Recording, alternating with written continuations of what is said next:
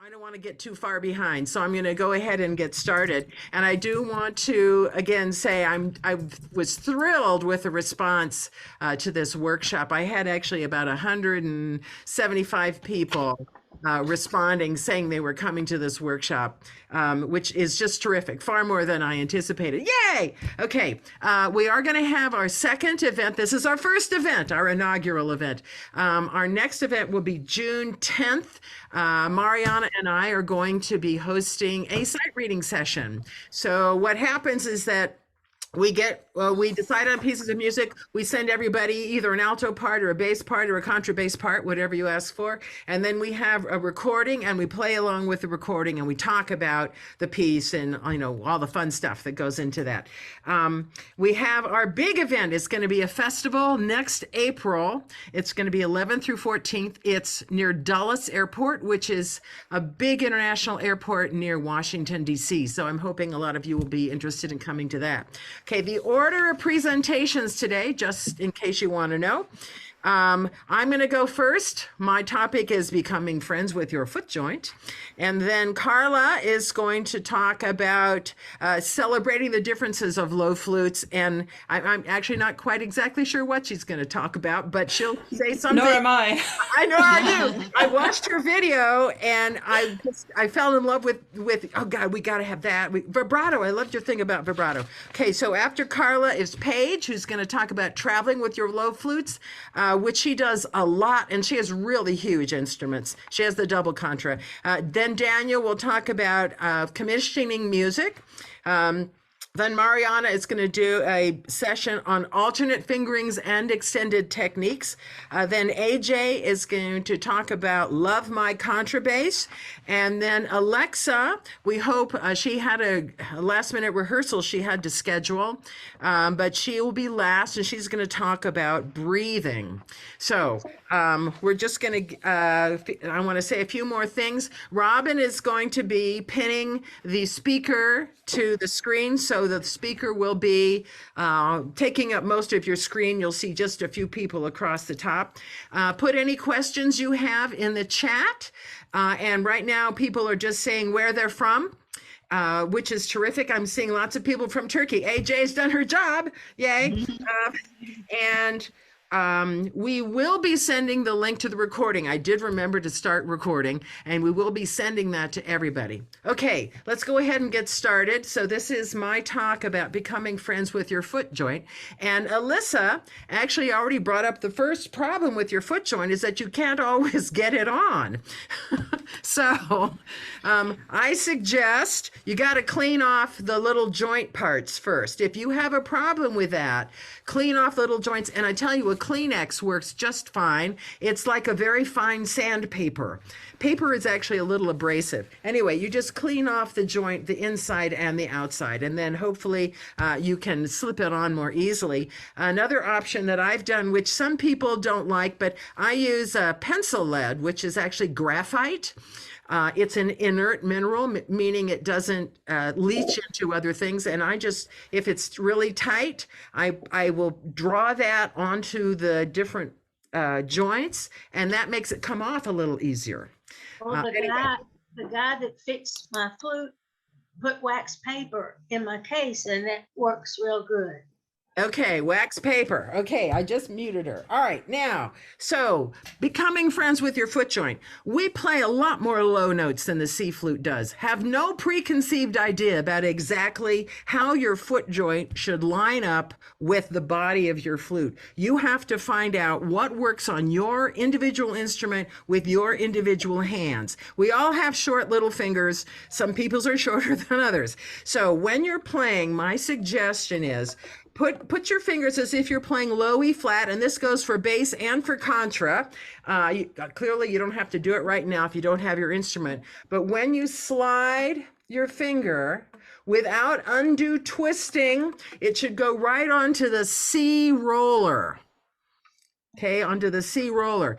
We play lots of C's, and that roller is much harder to find than the big D flat key or C sharp key, whatever you think of it. So when you just slide it over, it needs to go right onto the C roller. Now, let me get my bass here. So my bass has a low B, But again, yeah, I don't play that many low Bs. I play a lot of low Cs. So I really want to set it up for the best, easiest way of getting down to those notes. So without even playing the note, just put your finger there and just slide it down, and it should go right onto that C roller. It's easy to get to the C sharp key.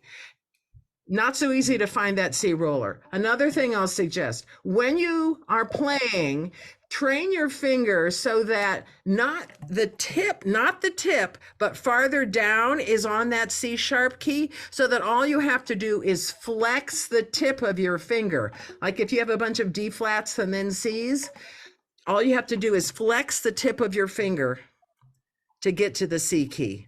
Okay, does that make sense? Rather than having it out here and then having to slide it forward again.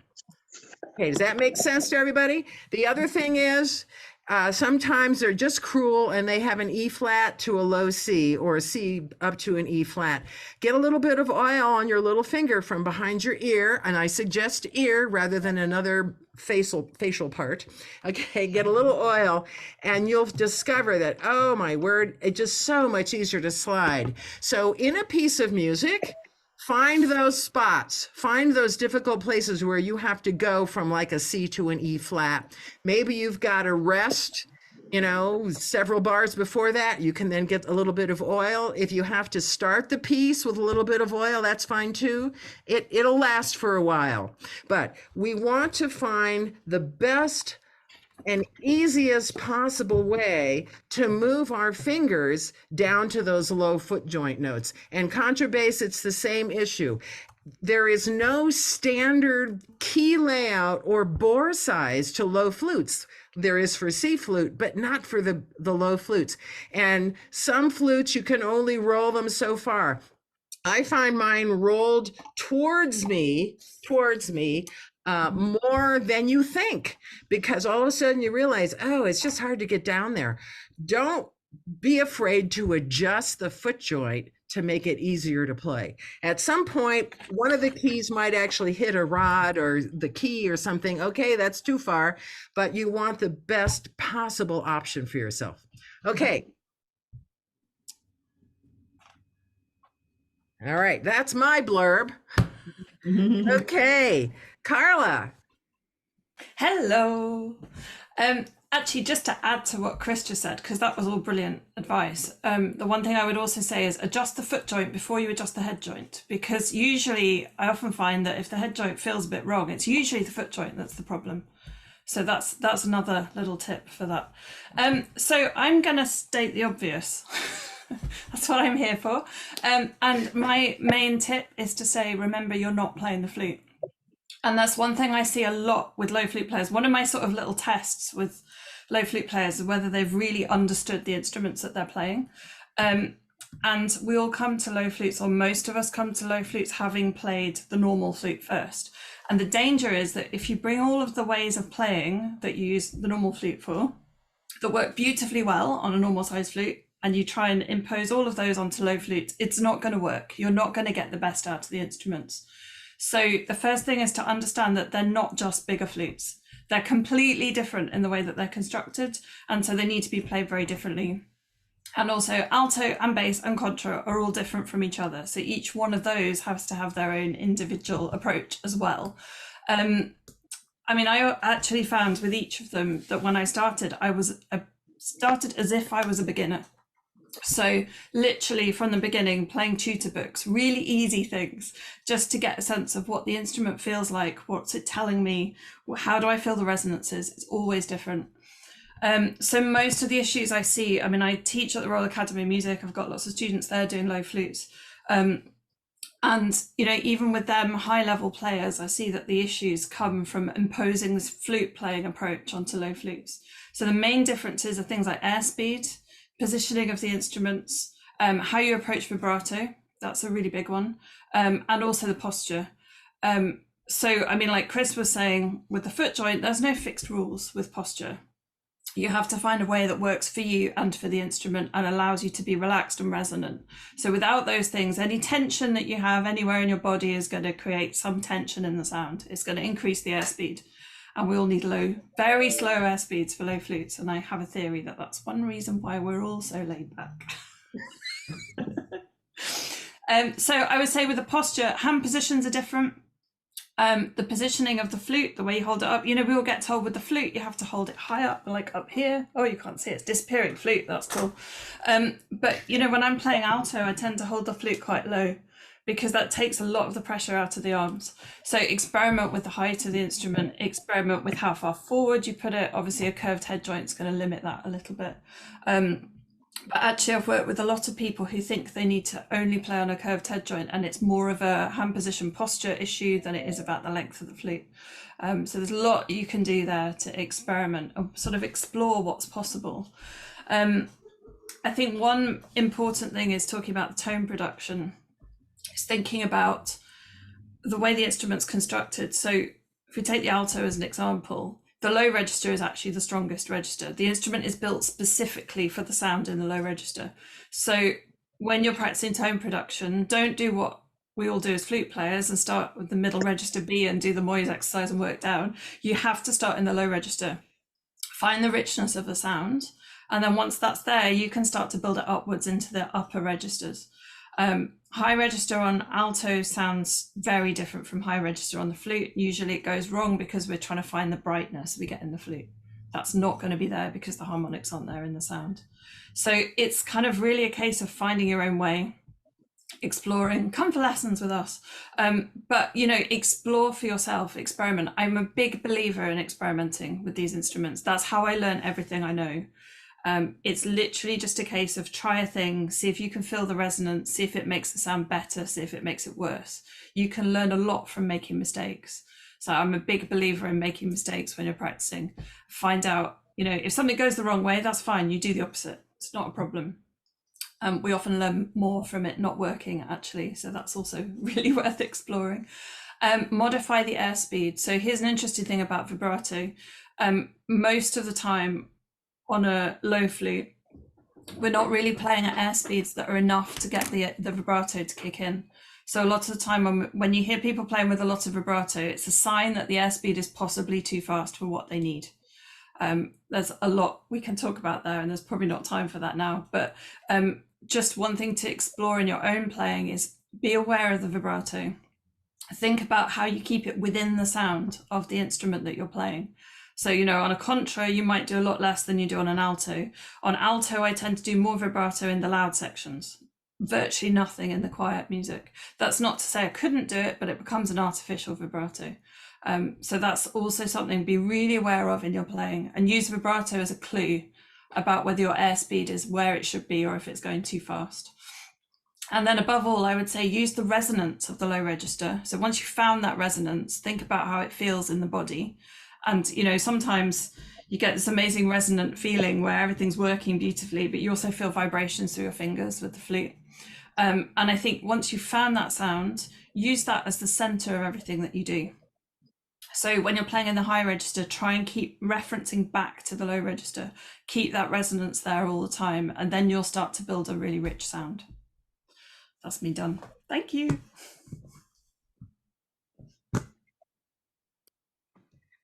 Okay, we're actually a little ahead of schedule. Isn't that wonderful? Who knew? All right, so the next person is Paige.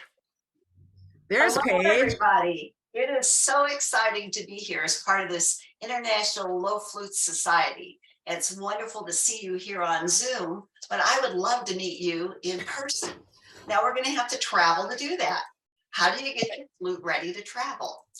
The bigger the instrument, the more problems that creates. So, but what I have to say today will apply to alto, bass, contra, subcontra. It'll apply to trains, buses, cars, air, but we're basically going to focus on air because it's the trickiest and you have the most challenges and hoops to jump through to get your instrument on board an airplane. So to start with, before you leave your home, you need to make sure your instrument insurance is where you want it to be? Do you have an up-to-date appraisal, or at least appraisal should something happen, that your instrument is protected at the level you want it protected? So you always want to make sure your instrument policy and insurance is where you are comfortable. Secondly, you need a really good travel case for your instrument. If you have one of these wonderful older instruments that maybe the case is falling apart that you hold together with a rubber band, probably time to get a new case. You want to make sure your travel case is sturdy. I travel a lot with my contra flutes all over the world, and I'm very fortunate that I've never had to check my contrabass flute, or any of my flutes actually. But that took a lot of planning and preparation, also a little bit of luck, because if you travel, sometimes circumstances present themselves that you might have to check your flute. Hopefully that will never happen. But let's talk about ways of increasing your odds, because your odds are very good to get your flute on as carry-on baggage on an airplane. And you want to keep it near you in trains and buses. On buses, they want to put it down underneath. If there's space on the bus, I always keep it up right next to me. And typically I'm able to do that. But that's one thing you can check into. So, but you want a nice, strong, sturdy case. When I travel, I think, how compact can I be? And how lightweight can I be? So for cases, there's a wide variety of cases. My original case that came with my contrabass was very sturdy, very protective. I mean, it was shipped to me and came through from Japan, and came through all kinds of caveats to get to me, and arrived beautifully. But it was too big for air travel if I wanted to take it on board. So at that point, these wonderful carbon fiber cases, if you travel a lot, these are great. They're on wheels, they're lightweight. These wonderful carbon fiber cases weren't heard of. So I went to a case maker and had my contrabass divided into two smaller cases that both fit within the carry-on baggage requirements of airlines. And then I was thrilled when this type of case came up, because even though it's just a smidge longer than what airline policy allows, I've never had a problem getting it on board. If they question you, you need to be positive, calm, and work with them. If you are negative or upset, it's not going to work well for you. So even though your first instinct is, no, you can't check this, you have to work through it with them calmly, and you're usually able to carry your instrument on board. For this type of case, it's no longer than a violin case. It just looks a little bit bigger because it's round and it's on wheels.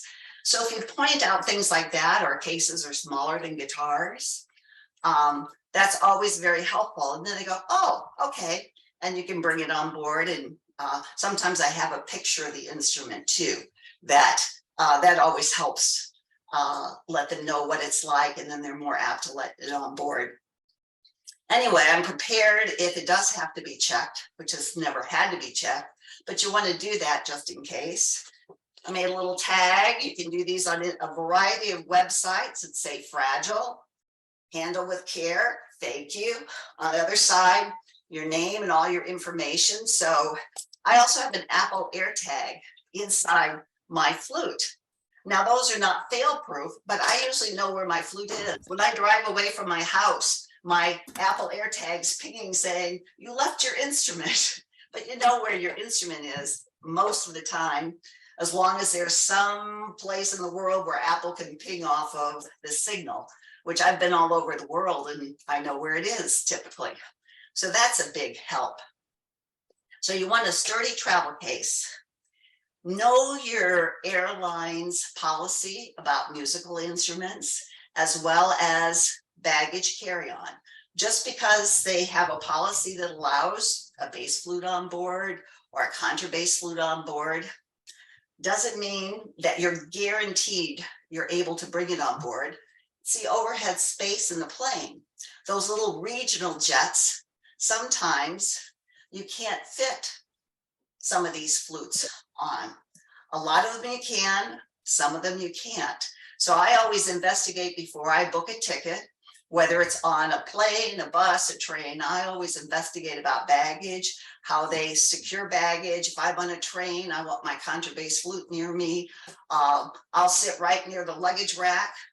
I buy early boarding privileges, which aren't that much. So I'm sure the overhead space is not going to get filled up before I get on board wherever I'm going. The bigger the instrument, the less stuff you need to bring. When I travel, if I'm traveling with my contrabass, I have a very small carry-on, very small, so that this doesn't look so big. If I'm bringing my carry-on allowance pushed to the limits with a big purse, and I can bring my musical instrument on because it doesn't count for those other two items, that's not going to work as well. So think as small as possible when you're going on board. So you can put your tuner in your checked luggage. You can even put your music stand in your checked luggage. Music stands are tricky because they take up a lot of space. Again, because I travel a lot, I like my carbon fiber music stand, 3 pieces. I don't need a stand light because I use a tablet, and just 3 short pieces. And this telescope's open and the little legs fit inside of this. So lightweight, I can throw these in the air. So think about your music stand that you might have to take too, because that's heavy. You can pack that, but if you don't have to, this is a nice alternative. So just be as compact as possible, board early, be very pleasant with the people when they're questioning you. When I go to an airline counter, it's time to check in at the gate, not at the gate, but at the ticket counter. Usually the ticket agents want to say, oh, you have to check that. And if they say that, I always say, do you mind if I bring it down to the gate and gate check it? Because it's much better for the instrument and I can gate check it. And they usually are very good with that. When I get down to the gate, oftentimes it's not the same person. And if it is, by that time, it depends on how you worked with them. Sometimes they let it on board. Like I said, I've never had to check this or my subcontra in G, which is probably about, in a case, a good 6-8 inches longer than this one that clearly does not follow policy. My double contrabass, I've just made the decision about it. I only take it where I can drive it. So I go east of the Mississippi River. Anywhere east of the Mississippi River, I just drive it down and then I drive. And you may have to make those decisions. If you're traveling and you say, golly, I just don't want to check my contrabass, then maybe you play bass for that particular trip. But I take my contrabass all over the world. But the 3 things to remember: stay lightweight, stay compact, think small, don't bring a lot of stuff, and be pleasant with the person that is trying to convince you to check it. Cooperative. Okay. Thank you, Paige. Yay. Wow. Okay. Dan is going to talk about commissioning music. Sure. Well, hi, and thank you. The first thing is to pick a composer who is the right composer for you. A lot of times when you go into a commission, you already have someone in mind whose music you already like and that you feel is likely to give you a nice surprise when you get the piece, but not always. And so one common, I don't want to say mistake, but organizations, this is a problem more than for individuals. Sometimes one can be allured by the fame of a composer or the status or prizes or whatever, or just how busy you think they are will be great. You got to know their music first, because everybody's taste is different. And if you're commissioning and you're paying your money, get what you want, not what you think other people will have wanted.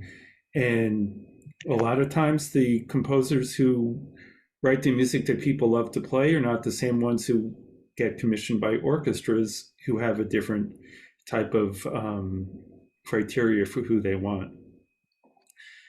Once you have picked a composer, or if you're in the process of working a plan out, talk about every specific that matters to you and also what doesn't matter.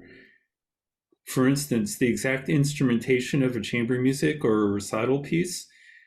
If we're speaking of low flutes, not only what instrument you're writing for, whether or not there's a low B on it and so on, but also the rest of the ensemble if you want a mixed quartet, for instance.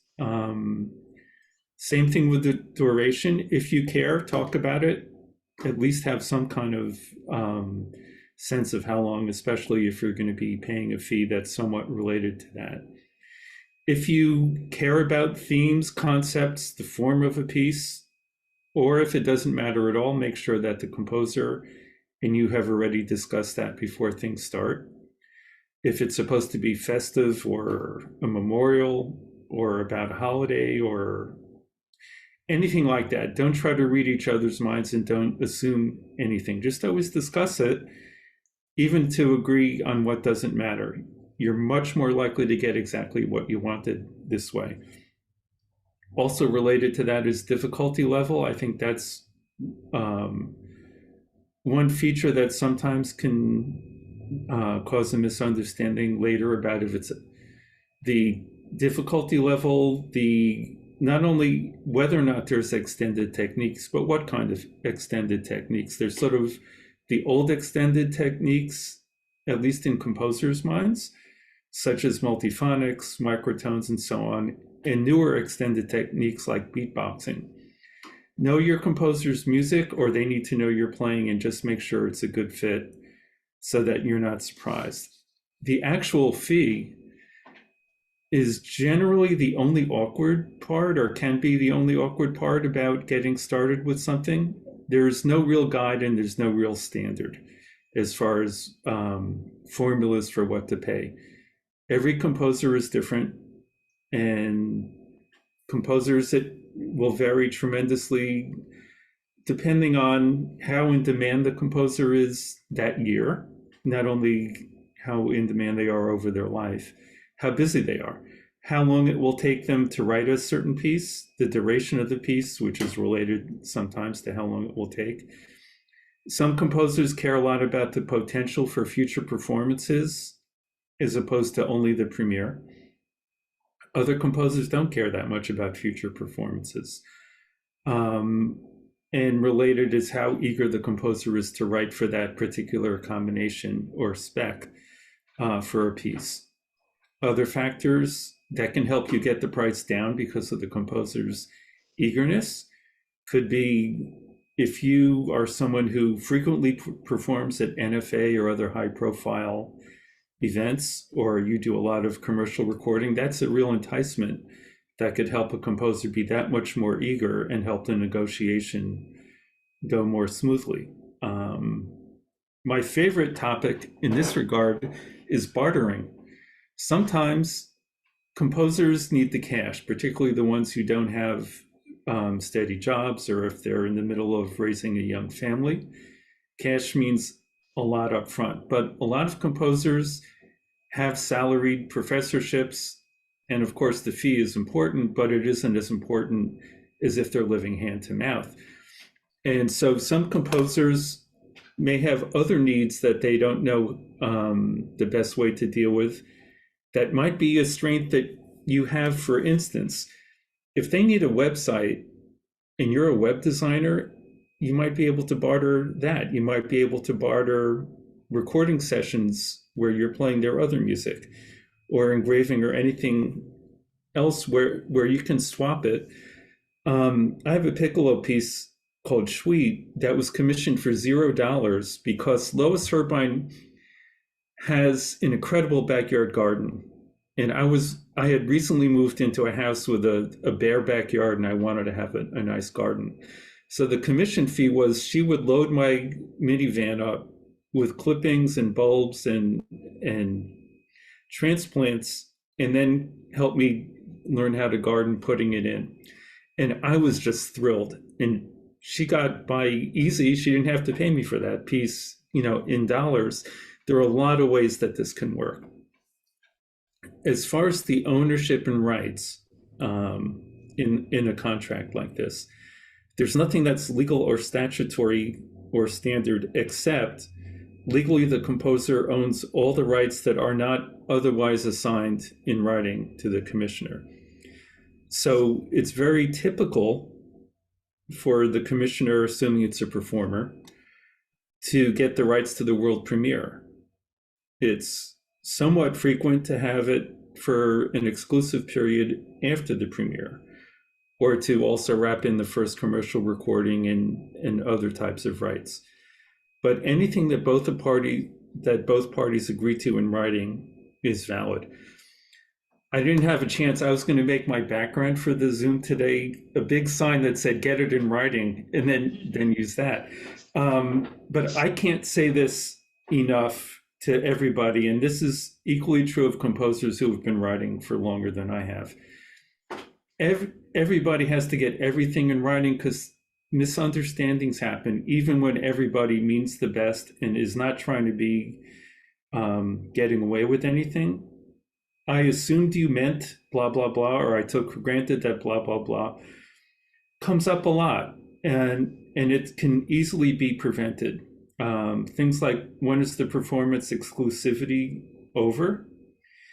I find a lot of times, if there's an agreement that the exclusive is over a year after the premiere, if there are other performances a week or two after the exclusive period is over, that performers may feel like, what's too soon after the exclusivity? That it's something to just talk about and understand with each other, especially often it's between friends. Always say how you want the commissioner's name or the organization on all the copies of the music. Every composer is glad to do that, but they have to know what's the right way to word it.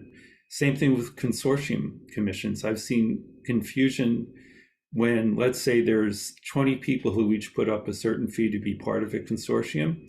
Get the right spelling of their name. Because with my publisher hat on, I can tell you that we've had a number of commissions where someone was left off or their name was spelled wrong. And everybody wants it to be right. It's easy enough to do if you think about doing that. The one thing that also comes up is every contract, which can be as simple as an email that you both acknowledge, to say that everything in this agreement is the complete set of terms, and there's nothing that counts that isn't in this agreement. Because sometimes you can say, well, maybe I'll also do this. And it's just got to be really equally agreed to. And force majeure is just one little thing to add. It used to be called an act of God. Mm-hmm. They're both maybe a little bit ambiguous, but especially after what we went through with a few years of COVID. It should be in writing how flexible both parties want to be with each other's timelines, just in case there are extenuating circumstances that in good faith somebody can't do what they were supposed to do in time. Many, many pieces, and I'm sure this is equally true for performers and composers, had timelines that just became impossible to work with during COVID. I can tell you that most of my friends who are composers, as well as my experience, is that almost every commission for a few years was not premiered in the timeline that it was contracted to be, and no composer is going to say, okay, well, you defaulted. But it's good to have the force majeure in there, as I'm sure Chris can tell you when you rent hotels for conventions. Yes, that's true. It's true. Okay. Yeah, all right. Well, I think I overran my time, but thank you. Okay, we won't tell anyone. All right, Go Mariana. Okay. Hi, everyone. Thank you so much for joining us in the launching of the International Low Flutes Society. A very interesting topics. I would hear Danny talk forever because we learn so much. But to the point, what I wanted to say today is to talk about alternate fingerings, how we use it, when we use it, and what are all of the various applications. So alternate fingerings are different fingerings that we may use when a passage becomes kind of tough. So we need to find other ways of move around our fingers that would enable to go faster or just make our lives a little bit easier. Another way, and of course you might be thinking, well, but in the low flute we don't move that fast. Yeah, depends, right, on the composer, the piece, the skill level, composition you are approaching, and all of that. The other one, and if you, it's to optimize response. And if you do have your low flutes, whether it's a bass or an alto flute nearby, grab your flute right now because we're going to try something together. So to optimize response, sometimes I use alternate fingerings, and on pitches that don't speak very well in the alto and bass, those are my specialities. And so, for instance, the E, right? So when you have a middle E, you want to use also the second trill key right here, and it opens up the sound. Let me demonstrate.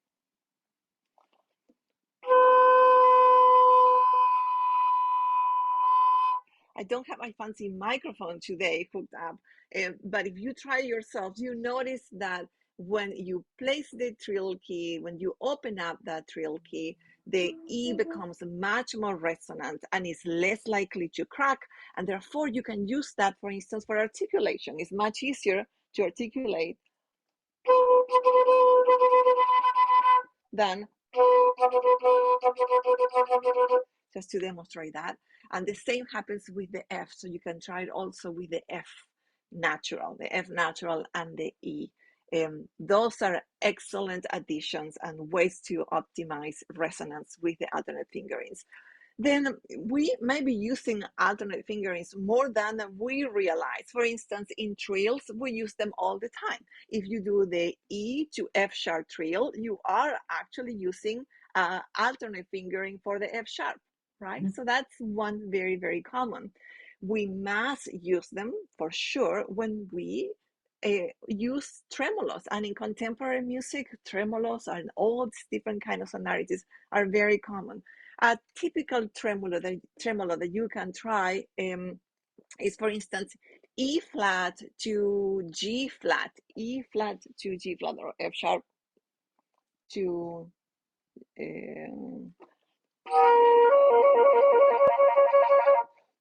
and in this long flute you cannot see my fingerings. I'm sorry about that. I should move that way. So in the E flat to the G flat, I'm going to leave my index finger. That's what we tell everyone not to do. We're going to leave the index finger down. So we are actually utilizing the first partial of the E flat in order to create that tremolo.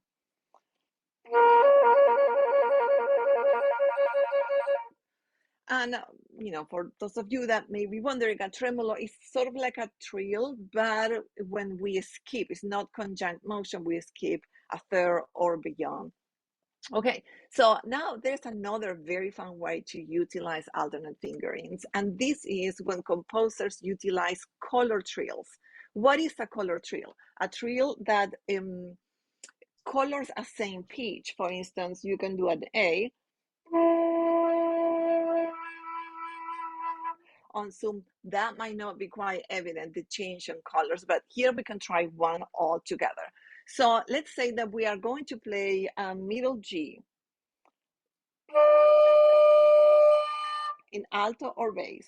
Then you're going to lift your thumb. So make sure that your thumb goes off, thumb off. And it's going to create that partial, which is an alternate fingering right there. And then you're going to add one more thing. You're going to move the fingers of your right hand ad libitum, just in whichever shape.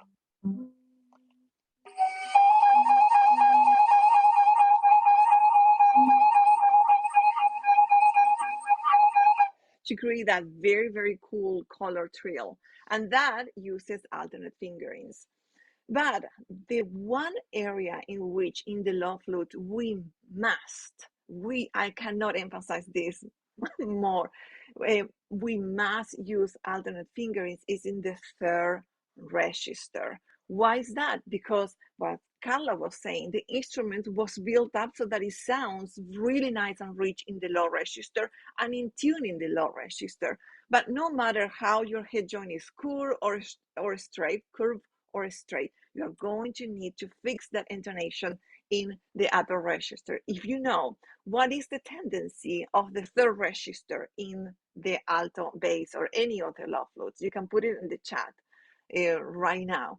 So a general rule that we can work on when we are trying to fix intonation in the low flute, or in any flute for that matter, is that the more fingers we lower, or the more keys we lower, we're going to be able to lower the intonation. If we open up keys, the intonation will raise. If we lower, it will get a little bit flatter. I share with you all a handout that you can open up, and if you, Robin, can share that again, that would be much appreciated. And so that's what we're going to be using in the next 2 minutes, right? So the tendency, in the third octave is for the alto or the bass or any low flutes to be higher. So what do we do in order to correct that intonation problem? The first course of action would be to try to fix as much as possible with your embouchure, the shape of your mouth. So make sure that you are singing behind the note. You open up your mouth cavity to create a very rounded aperture or cavity, vocal cavity. And in addition, you can also change the aiming of your airstream. That will help quite a bit to lower the pitch. But then when that is not enough, you wanna really get to experiment and listen and work with a tuner. I recommend Tonal Energy, which is a wonderful app that you can have in your phone or in your computer to check how many cents you are high or sharp or flat, and get to learn a little bit about the tendencies in your own flutes. For that, if you open, and I think I can share right now, I'm going to share my screen with you because I have a document there right here. Give me a second. Okay, so you may see the document right there on the screen. So I use this pitch mapping chart to learn the tendencies in my alto or bass flute. It's the same. So with a tuner, I play a C and then I try to figure it out. Is this sharp or is it flat? And then I mark it. And then I find if there is a way to fix it with an alternate fingerings, I draw here the fingering chart that I would like to use. And we're going to do a little bit more of that. A wonderful source for you to learn alternate fingerings in the alto flute, it's Chris Potter Flute, the alto flute method. It has all these different alternate fingers, very, very rich variety and tips on intonation too. Today, we're going to experiment with a few that I put together for this presentation. So that's the chart that you can use. Of course, you can use that later. And I created this little homework activity that we can do together, right? So starting with the upper C, the C about the stuff that is already sharp in the flute. So what I want you to do is now or later, we are going to play these ones with a tuner and then try to figure it out how to lower those pitches. Now we're going to do that together. So this one is blank for you to complete.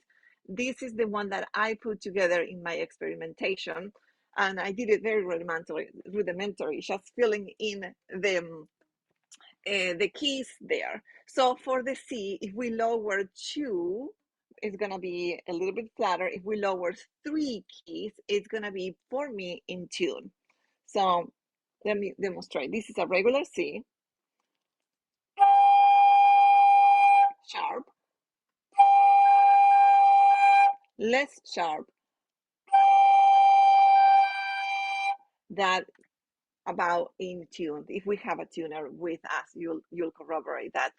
The truth with the alto, the bass, and the low flutes in general is that intonation and what kind of alternate fingerings work will vary from instrument to instrument, from player to player. So what I'm sharing here is what it works for me. but it may not work for you in the same way. So you may only need to lower 2 keys to get in tune for that C. You may need to lower more or experiment with something else. So it's a lot of experimentation, trial and error to make sure that you get to a happy point in there. Let's Okay, we try need another to one. move on to AJ. We need to Okay. move on to AJ. All right. Sorry about that. Okay. Thank you so much. Okay, thank you, Mariana. Okay.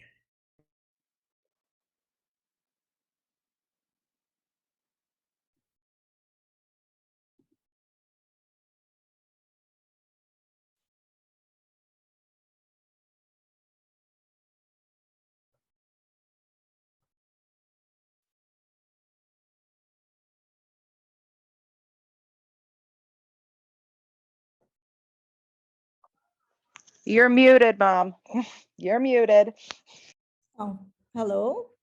I think Robin will be putting on the video, right? Yes, I will. Just a second here. Thank you. Oh, maybe. That'll work.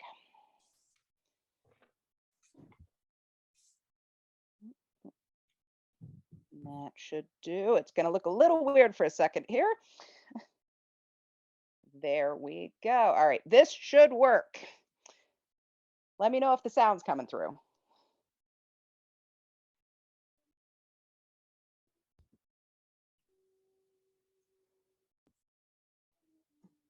No, no sound. I think there's Okay. Give me a second here. Oh, let's try that.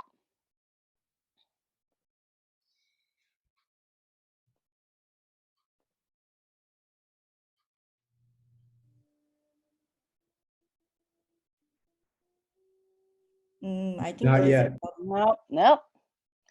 The poor thing. But she looks fabulous. That's right. She looks fabulous. All right. What are you doing, silly thingy? Share the sound when you share. Advanced sharing options. Well, that's not helpful at all. All right, we're going to come up to Mom's computer and we're going to fix it. My Zoom does not like me today. All right. Okay.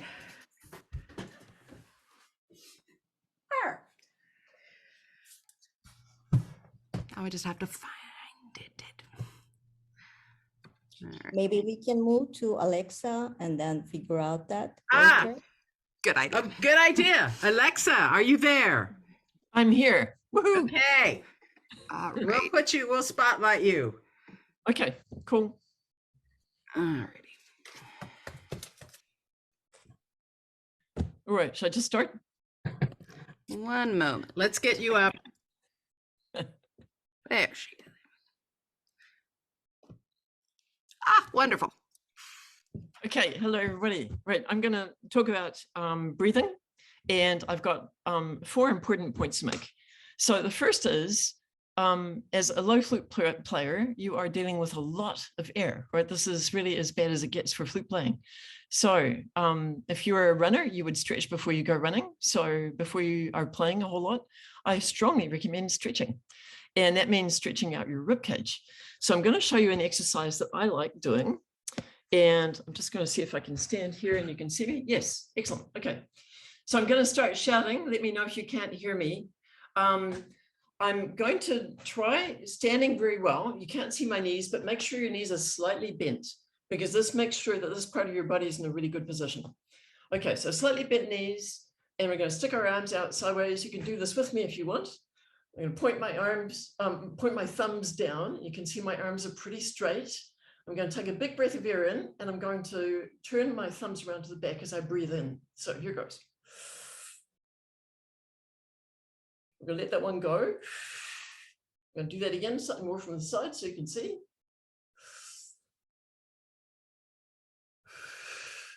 And one more. And this time I'm going to hold it. I'm dropping my arms, but I'm holding that chest shape.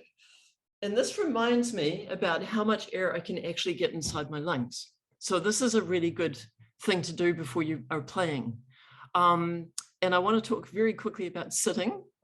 So I've got myself a chair here. Yep.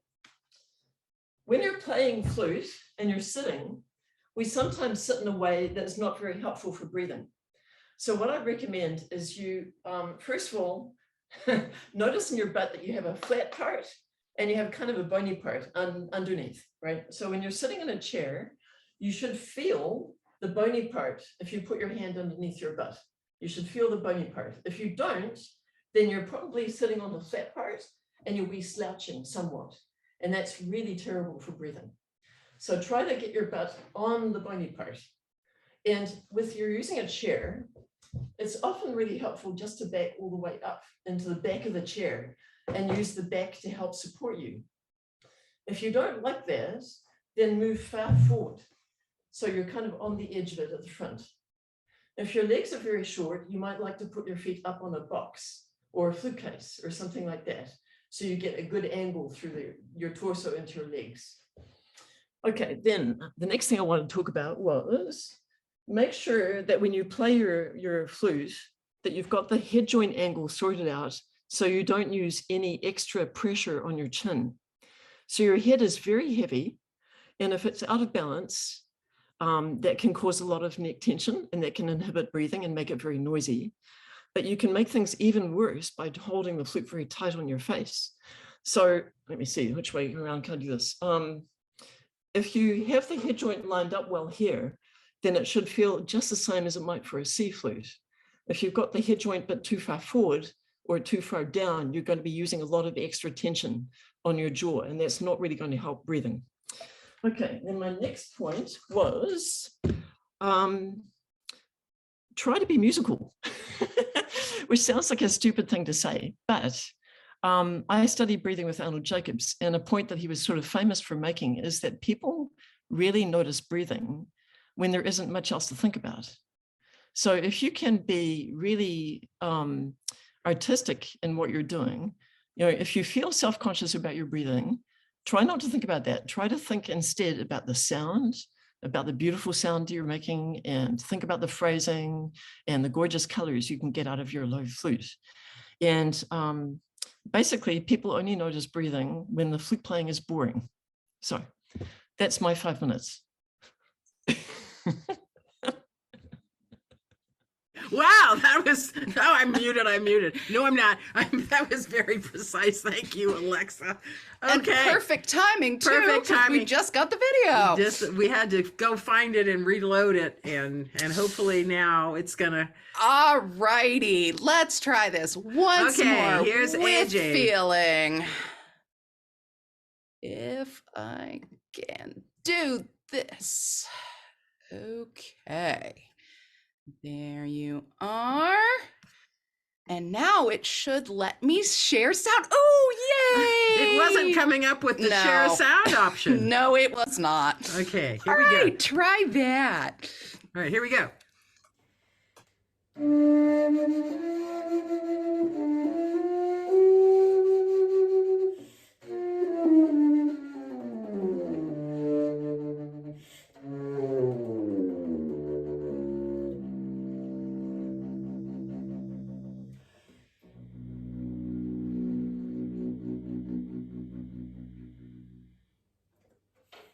Hello, I am Paige Karsal, and in this video I'll be talking about contrabass flute.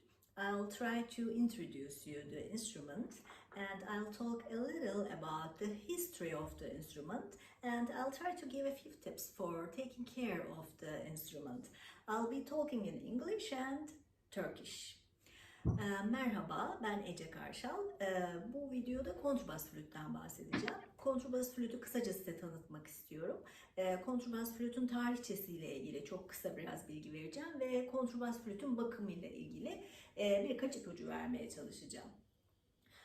First of all, I have to say that contrabass flute is a very rare instrument.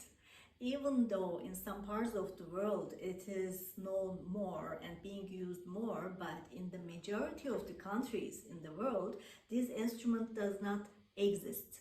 For example, in Turkey, it was first 2015 when my Kingma contrabass first arrived, and it was used first in Marmara Flute Orchestra. And still, after the concerts here, it's being usually first time for many people that they see this instrument and they're being curious about this instrument, they're asking questions. Öncelikle söylemem gerekir ki kontrbas flüt dünyada çok ender kullanılan bir enstrüman. Her ne kadar dünyanın bazı yerlerinde biraz daha fazla bilinse ve kullanılsa da aslında pek çok ülkede kontrbas flüt bilinmiyor, kullanılmıyor. Türkiye'de de ilk defa 2015 yılında gelmişti. Marmara Flüt Orkestrası'nda ilk kez kullanıldı ve hala daha konserlerden sonra insanların ilgisini çekiyor. Çünkü pek çok kişi aslında bu enstrümanı ilk kez görüyorlar. Enstrüman hakkında bilgi almaya çalışıyorlar. Because that it is a rare instrument, of course, the history of this instrument is not going so far back. When we make a quick search, the first information we get about the history of this instrument is it was first introduced in 1988, August, in San Diego Flute Convention by Kotato Flutes. And I was curious if that contrabass flute was the first contrabass flute ever existed in the world. So I asked Mr. Kotato about this, and his answer was he was not sure if that flute was the first contrabass flute ever introduced, because he said that in the same convention, Albert Cooper has shown him a picture of a big flute that looked like a contrabass flute. He thought it was a contrabass flute. So that also means that we don't know this information yet. Kontrabas flütün tarihçesiyle ilgili kısa bir araştırma yaptığımızda ilk karşımıza çıkan sonuç 1988 yılında Amerika'da San Diego'da yapılan flüt konvensiyonda Kotato flütleri tarafından ilk kez kontrabas flütün sunulduğuyla ilgili. Bunu merak ettim ben. İlk kontrabas flütün orada mı ortaya çıktığını, Kotato flütleri tarafından mı yapıldığını. Bu yüzden Mr. Kotato'ya sordum. İlk kontrabas flüt müydü bu diye ve kendisi bundan çok emin olmadığını söyledi. Çünkü aynı konvensiyonda Albert Cooper kendisine bir resim göstermiş. İçinde büyük bir flütün resminin olduğu ve onun kontrabas flüt olduğunu düşünüyor. Ve bu da demek oluyor ki henüz tam olarak bir bilgiye sahip değiliz aslında ilk kontrabas flütü kim denediği ile ilgili. Contrabass flute is 1 octave lower than bass flute and 2 octaves lower than concert flute. It is mostly used in flute ensembles actually, but because of its unique sound, it is also taking attention of the composers, and we also have solo pieces for this instrument. When we are taking care of the instrument, I think first thing I would suggest would be when we are carrying this instrument from somewhere to somewhere, we shouldn't be holding the instrument from above the keys. We must find some empty places, and we must also be sure that we are holding it from the bottom part of it. And when we are setting the instrument, we also have to be careful that we must set the bottom part first and then set up the rest of the flute. And at the bottom of the flute, there is a stick so that we can arrange the height of the instrument from there. And when we are cleaning the instrument and taking parts together, we must also be sure to clean the inner side of the connection points and outside of the connection points too, so that when we are putting the parts in and out, it will be more smooth and it will be a lot easier to connect the pieces together. Depending on the brand, it is usually 5 or 6 pieces. Kontrabas flüt tabii büyük bir enstrüman. Bakımına da dikkat etmemiz gerekiyor. Öncelikle taşırken tuşların üzerinden tutmamaya çok dikkat etmeliyiz. Çünkü tuşlara zarar verebilir. Boşluk kısımlardan tutmamız gerekiyor bir yerden bir yere taşırken. Ve enstrümanın alt kısmından tutmamız gerekiyor ki daha güvenli bir şekilde taşıyabilmemiz için. Enstrümanı kurarken de ilk önce alt kısmından kurup sonra yukarı doğru enstrümanı kurmalıyız. Enstrümanın altında ayrıca bir piklik var. Buradan da enstrümanın boyunu kendimize göre ayarlayabiliyoruz. Flütü temizlerken de bu birleşim noktalarının içlerini ve dışlarını temizlemeye dikkat etmemiz gerekiyor. Böylelikle parçaları birleştirirken çok daha temiz ve kolay bir şekilde birleştirebiliyoruz. Thank you very much for listening to me. Beni dinlediğiniz için teşekkür ederim. Okay.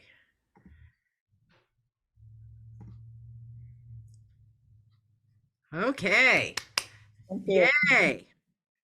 Yay. Okay. Boy, you're really dark over there. Well, it is nighttime here. It is nighttime here. To have the light. It's around. Okay. Well, that concludes our presentation today. I learned things I didn't know, so this is just wonderful.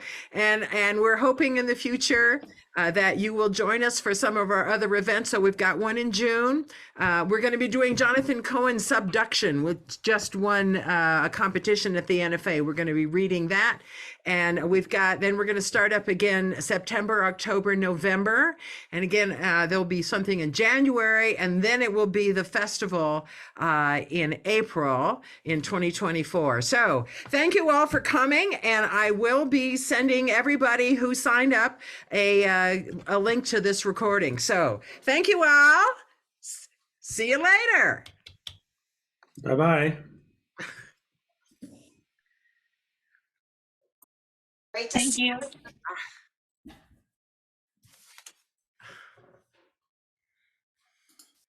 Bravo, Chris.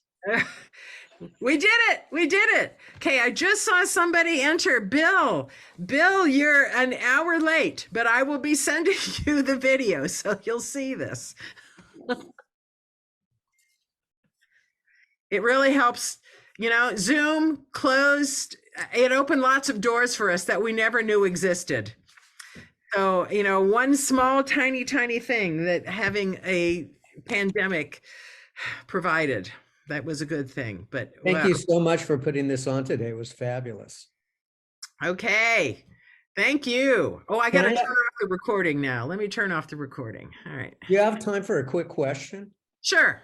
I was curious about the contrabasses and the larger flutes. Do they need a lot of servicing or adjustment in terms of the fitting of all the different parts?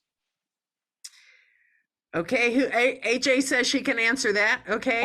Yeah, someone else also was writing on the chat part. I don't think so. For example, I have my contrabass flute since 2015, and it just didn't need any extra adjustment, because if you take good care of it, it doesn't. It goes long. So it is not so different than the regular flute or concert flute, in my opinion, but I don't know what others think. Okay, so Paige and Carla also play lots of contra. One of you want to chime in? My contrabass I purchased in 1991, and I've never had to change the pads on it. I do have a flute technician here that has looked at it a couple times, not because it was having issues, but because I felt I should have somebody go through it carefully. And when I take it to convention, National Flute Association convention, oftentimes there's people there if you have any specific questions too, but they're really quite reliable if you take care of them. I've had mine for 10 years and I've never even had it serviced. I mean, wow. I guess used a lot, but yeah. Do you oil it at all, or? No. Wow, that's fabulous. No. Okay, low maintenance. How cool is that? Yeah, that's wow. Who knew?